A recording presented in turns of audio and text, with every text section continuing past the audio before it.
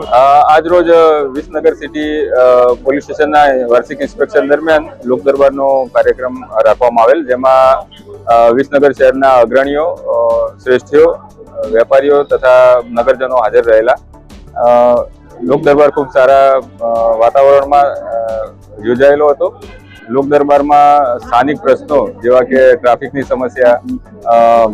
શાળા કોલેજની આજુબાજુ કંઈ નશાકારક વસ્તુઓ મળતી હોય તો તેના લગતી સમસ્યાઓ, ટ્રાફિકમાં વાહનોની અંદર વધુ સ્કૂલ બસમાં અથવા સ્કૂલ માટેના જે પેલા ટેમ્પો હોય છે એની અંદર વધારે બાળકો બેસાડવા,